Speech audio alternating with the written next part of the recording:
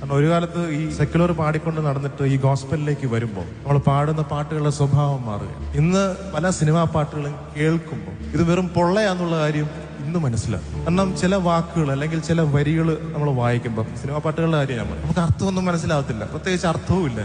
മനുഷ്യന്റെ കുറെ വികാരങ്ങൾ ആ ഈണത്തിനകത്ത് കുത്തിക്കയറ്റി വെച്ചേക്കുക. പക്ഷെ ക്രൈസ്തവ ഗാനങ്ങൾ തികച്ചും ഡിഫറെന്റ് ആണ്. കാരണം ആ വാക്കുകളാണ് ആ പാട്ടിന് പവർ കൊടുക്കുക. ദൈവവചനം നിറഞ്ഞു നിൽക്കുന്ന പാട്ടുകളാണ്. ചില പാട്ടുകൾ പ്രസംഗം പോലെയാണ്, കേട്ടിരിക്കുന്ന ആളുടെ ഉള്ളിലേക്ക് ഇറങ്ങിച്ചെല്ലും. അതിന്റെ ഈണം കൊണ്ടല്ല, അതിന്റെ വാക്കുകൾ കൊണ്ട്. ഈണം ഒരു കാരിയർ മാത്രമാണ്, ഈ മെസ്സേജിനുള്ള കാരിയർ. അതുപോലെ മനോഹരമായിട്ടുള്ളൊരു പാട്ടാണ്. കൊയ്ത്ത് വളരെയുണ്ട്, വേലക്കാരോ ചുരുക്കം. സുവിശേഷ വേല ചെയ്യാൻ വാ, നല്ല യജമാന്റെ സേവ ചെയ്യാൻ വാ, സ്ഥാനമാന കൂടുവിട്ട് വാ, നല്ല ശിഷ്യനായി ക്രൂശുമേന്തി വാ.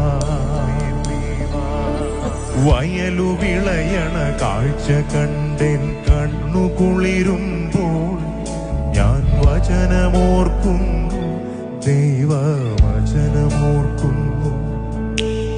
വയലു വിളയണ കാഴ്ച കണ്ടെൻ കണ്ണു കുളിരുമ്പോൾ ഞാൻ വചനമോർക്കുന്നു, ദൈവവചനമോർക്കുന്നു.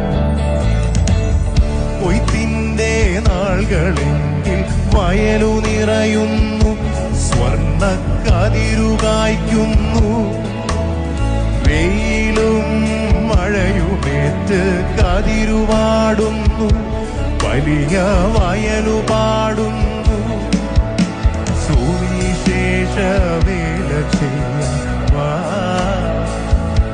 നല്ല യജമാ